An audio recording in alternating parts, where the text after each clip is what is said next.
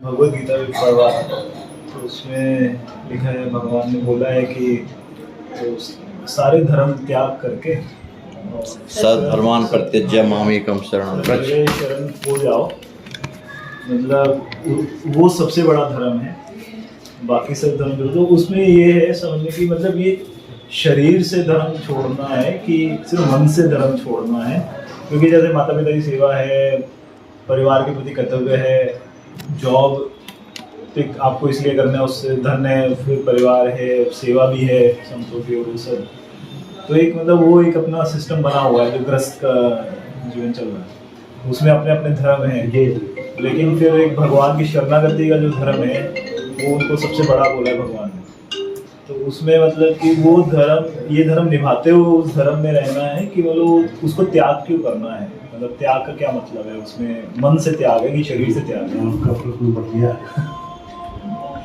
देखो, शरीर अलग है और आत्मा अलग है ना, दो है ना। शरीर अलग है और आत्मा अलग है। तो जो शरीर से संबंधित हमारे माँ बाप, जिस वर्ण में हम पैदा हुए, वो शरीर ही तो पैदा हुआ ना। तो इन वर्णों के अनुसार जो हमारे लिए शास्त्रों में कहा गया है कि हम मनुष्य हैं, मनुष्य में ब्राह्मण है, क्षत्रिय है, वैश्य जो शूद्र हैं, उसका जो वेदों में वर्णन किया गया है उस रहनी को तो करना ही चाहिए। क्यों करना चाहिए? क्योंकि उसका वो धर्म है ना। ब्राह्मण का धर्म अलग है, क्षत्रिय का अलग है, वैश्य का अलग है, शूद्र का। तो इन धर्मों का तो पालन करना चाहिए। लेकिन भगवान की शरणागति शरीर से नहीं होती, क्योंकि ये नाशवान है। और परमात्मा क्या है? वो चिन्मय है। और आत्मा क्या है? चिन्मय है। तो चिन्मयता होने के कारण, ईश्वर का अंश होने के कारण आत्मा का संबंध परमात्मा से होता है। तो जो आत्मा की जो शरणागति है उसकी होती है, ना कि शरीर। तो शरीर अपनी जगह में जिस वर्ण में भगवान ने व्यवस्था बनाई है उसके अनुसार चलना ही हमारा धर्म है। और यदि नहीं चलेंगे तो यह अधर्म भी है। क्योंकि माँ की, पिता की सेवा करना ये हमारा धर्म है, करना चाहिए। तो भगवान ने विधान बना के वो उन्हीं का तो बनाया पूरा विधान है, हम अपने से थोड़ी बनाए। वो सब वेद शास्त्र भगवान की वाणी है ना। तो उसके अनुसार जो है अपने जीवन का निर्वाह करना है, सच्ची कमाई से चलना है, अपने को उस तरफ रास्ता नहीं ले जाना है, अपने पैरों को जिस रास्ते में चलने में हमारा नुकसान हो। ये क्या है? शारीरिक धर्म है। लेकिन शरीर भर से सब कुछ संभव हो जाए, ये संभव नहीं है हमारे। क्योंकि ये शरीर के एक माँ बाप थोड़ी, दूसरे जन्म में गए तो कोई और माँ बाप मिले, कीड़ा पतंग में गए तो उधर माँ बाप अलग मिले। तो ये तो नाशवान है, इसमें तो बदलावट होता रहता है।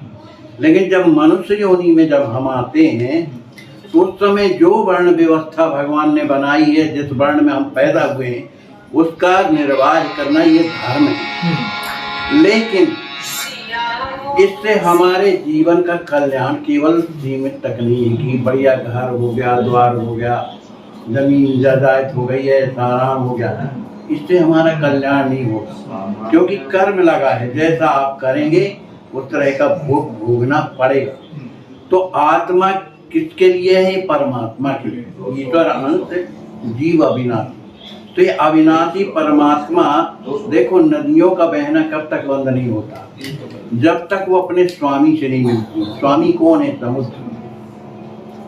तो इसी तरह से ये जीव आत्मा जो है, जिसको आत्मा बोलते हैं, जो कभी नाश नहीं होती है, ये शाश्वत है।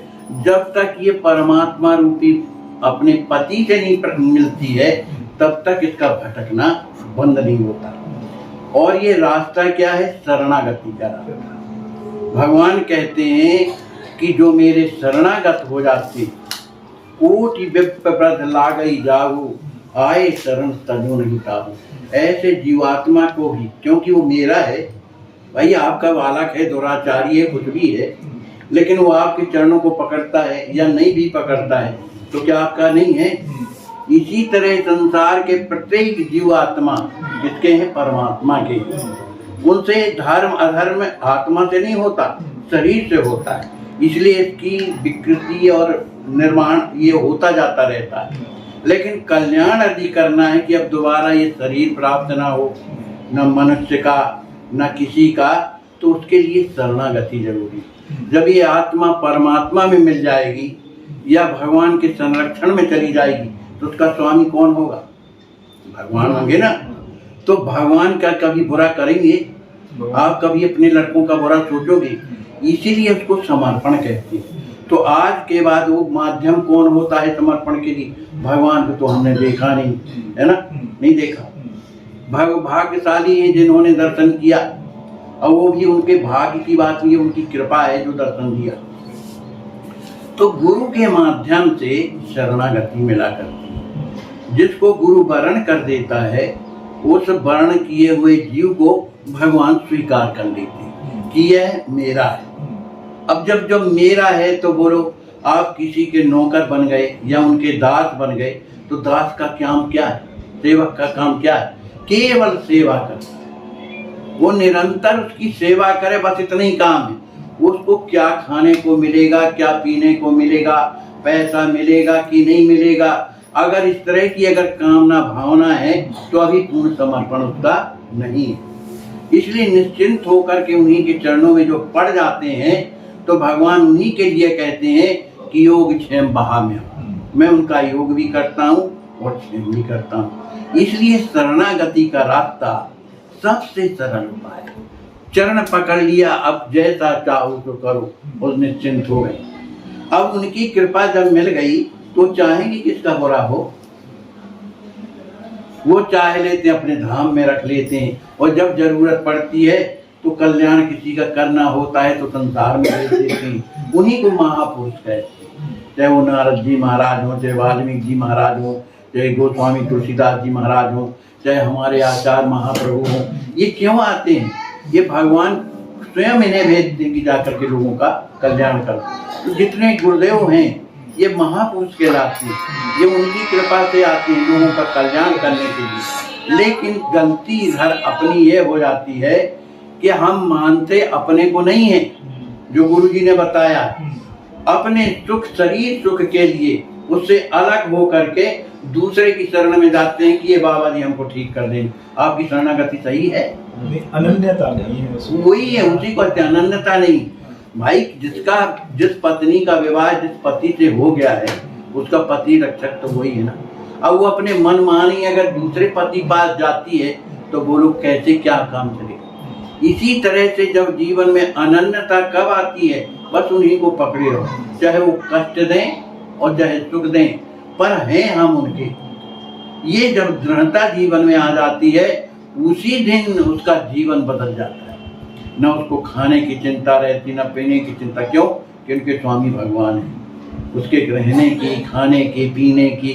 हम कहते हैं हमारे पास भी कुछ नहीं, सब छोड़ छाड़ करके आए, पर वो रख रहे हैं। महाराज को माध्यम बनाया, आप सब लोगों को माध्यम बनाया, रह रहे। और जब तक रखना चाहेंगे, जैसा रखना चाहेंगे, उसमें हमें इस बात का, हम कहते हैं जब उनके हमारे एक सूर्य प्रकाश जी हो गए हैं, वो कहते थे कि हम जब भगवान के हैं तो हमारे सिर में कोई गरम गरम तेल भी डाले फिर भी उसके हृदय से ये भाव न आया कि देखो हम भगवान के होकर के भी हमको इतना कष्ट होगा। ये भी भाव नहीं आना चाहिए। उनकी इच्छा, राजी हैं हम उसी में जिसमें तेरी रजा है। मतलब दुख को भी एक तरह से अरे वो है ही है, आनंद बना लेते हैं। अरे भाई जैसे दुख क्यों होता है? जैसे छोटा सा बालक है, उसके फोड़ा हुआ है, अब फोड़ा हुआ है वो रात दिन रोता है, तो क्या माँ को कम दुख है? पिता को कम दुख है? वो तो सोचता है कि इसका फोड़ा कैसे ठीक हो। वो देखता है कि फोड़ा थोड़ा पक जाए, और फिर वही जो है दूसरे डॉक्टर को बुला करके और उस बालक को पकड़ता है बाप, और कहता है फोड़े को काटो क्योंकि ये पक गया है। तो उसकी मेवाड़ निकालने के लिए पीड़ा होती है। अब वो लड़का कहता है ये मेरे माँ बाप है, बोलो ये मेरे को पकड़ के कटवा रहे। तो इसी तरह से हमारे जीवन में जो विपत्तियां आती हैं वो भगवान कुछ न कुछ शुद्धिकरण के लिए कहती है। जिम रामायण की बात है, जिम तर्ण व्रण होए गिसाई, मात चिराव कठिन की नाई, यद्यपि प्रथम दुख पावई रोवई बाल अधीर, पर व्याध नाथ हित जननी गनई न सोच चुकी। तदपि इसी तरह से भगवान हनहि मान हितलाग अपने दास का अपमान कराते हैं, क्योंकि इसका अपमान करने से ये ठीक तो हो जाएगा। ये उनकी लीला वो जान सकते हैं, हम नहीं पहचान सकते, लेकिन वो हमारा परम हित करते हैं, हित नहीं परम हित करते हैं। जो सच्चा शरणागत हो जाता है वो चाहे घर रहे वो चाहे घर रहे, जहाँ भगवान रखेंगे, जिस परिस्थिति में रहेंगे, राजी हैं हम उसी में जिसमें तेरी रजा है। इसी को शुद्ध शरणागति कहते हैं। गुरु ने जो बताया है उसमें अपना दिमाग न लगाओ। अरे गुरु जी ने तो ऐसा बताया लेकिन हमको ये बात समझ में नहीं आती, बस शरणागति चला हो गया। इसलिए जो गुरु जी ने बताया है रास्ता वही सही। हमारे गुरु जी कहा करते थे भले वो इमली का पेड़ है, और अगर गुरु जी कहते नहीं इमली का नहीं हो नीम का पेड़ है तो नीम का पेड़ मानो, इमली का नहीं, भले वो इमली का पेड़ हो। माने ऐसी वाणी में निष्ठा होना चाहिए। और इस रास्ते में जो भी चले भैया वो सुखिया ही हुए हैं आप। सत्य सुख हमारे स्वामी जी प्रेम रामायण में लिखे हैं, सत्य सुख तिना ही न मिले त्रिकाला। त्रिकाल में उसे सच्चा सुख नहीं मिल सकता है जो न भजे प्रभु दीन दयाल। जो भगवान का भजन नहीं करेंगे उनको कभी त्रिकाल में सच्चा सुख प्राप्त नहीं हो सकता। ये भौतिक सुख सच्चा सुख नहीं है। हमको रसगुल्ला बड़ा मीठा लगता है माता जी, कितने खाओ, उसकी आखिरी तो है। भैया हम मोटरसाइकिल में चलने लगे, बड़ा आनंद आया, 4 पहिए में चलने लगे, हेलीकॉप्टर, कामना समाप्त हुई। कामनाएं ही संसार में दुख देती हैं। बिन संतोष न काम न साही, काम अछत सुख सपने होना। जितनी कामनाएं आप बढ़ाते जाएंगे उतने ही आसान हो जाते जाएंगे। और इसीलिए शरणागति भैया हम नहीं जानते, भगवान जैसा रखें, जो चाहे जो करें करामे, हम नहीं जानते, अपनी कामना खत्म। वो सेवक किस काम का जो अपने स्वामी को एकदम कामनाओं में विधाई रहता है। भरत जी महाराज कहते हैं कि वो सेवक किस काम का, जो सेवक साहेब ही सकोची संकोच में डालता है। निज सुख चाहे तासु मति पोची, सेवक सुख साहेब सेवकाई, करे सकल सुख लोभ व्याई। यही विध मन प्रसन्न प्रभु हुई, करुणा सागर की। इसी को समाधान कहते हैं। कोई अच्छा कहे बुरा कहे हमें मतलब नहीं, हमारे प्रभु जो चाहेंगे। ऐसी जब दृढ़ता जीवन में आ जाती है, सच्चा शरणागति, उसके जीवन में कभी कष्ट नहीं आता। कष्ट का मतलब ये नहीं है, कष्ट इस संसार में आना जन्म लेना यही कष्ट सबसे बड़ा। तो इससे आना जाना बंद कब होगा? हम जब शुद्ध शरणागति में होकर के चलेंगे और भगवान के सानिध्य में रहेंगे, आनंद में रहेंगे, उस समय देखो अपना जीवन। लेकिन शरीर के रहते हमें प्रयास तो करना पड़ेगा। इस शरीर को भगवान में लगाना पड़ेगा। इस शरीर का उपयोग क्या है? भगवान की सेवा कर, गुरु की सेवा कर। आत्मा तो उनकी है, समर्पण हो गया, लेकिन शरीर का कर्तव्य क्या है? साधु संतों की सेवा, जरूरतमंदों की सेवा। ये क्या है? ये सेवा कहलाता है। क्योंकि भगवान सेवा से अत्यंत प्रसन्न होता है। आपका लड़का आपके अनुकूल हो, जैसा आप चाहते हैं उस तरह का कर, बोलो आपके हृदय में कितनी प्रसन्नता हो। ऐसी बड़े बड़े महापुरुषों ने सेवा को महत्व दिया। जैसे महाराज जी हैं, इधर अस्वस्थ संत सेवा ट्रस्ट चलाते हैं। अच्छा सोचो भला इनको कितना चाहिए अपने जीवन के लिए, कितना चाहिए? 2 रोटी में पेट भर जाता है, इतना तो साधु है, कहीं भी मांग के खा सकते हैं, कुछ भी कर सकते हैं। लेकिन भगवान इनसे वो काम कराना चाहते हैं कि कुछ ना करो भैया, जो अस्वस्थ संत लोग हैं उनकी आप सेवा करो। तो हम देखते हैं कि बेचारे रात दिन लगे, कोई काम नहीं है इनके, केवल उनकी सेवा करना, उनको वहाँ अस्पताल भेजना, उनको वहाँ अस्पताल भेजना, उनका सवेरे से उठ करके भी क्या भोजन करते हैं क्या नहीं करते, किस रूप में इन्हें भोजन देना, सबकी व्यवस्था करते हैं, दवाई ला करके देते हैं, सब कुछ करते। क्यों करते हैं? भगवान ने उन्हें इसी योग्य समझा, इसलिए करते हैं। और इन सबका मन नहीं होता। मैं देखता हूँ कि जो गंदगी साफ करते हैं, डोल डालो, ऊपर वाले महात्मा बिल्कुल डोल डाल में निपट जाते, बेचारे अकेले जा करके और साफ करते। कौन करेगा? भगवान जिससे जो सेवा लेना चाहते हैं लेकिन भाव भी तो होना चाहिए ना। बिना भाव तो मन में कल्पना तो करो कि हमको ऐसा हो ऐसा हो।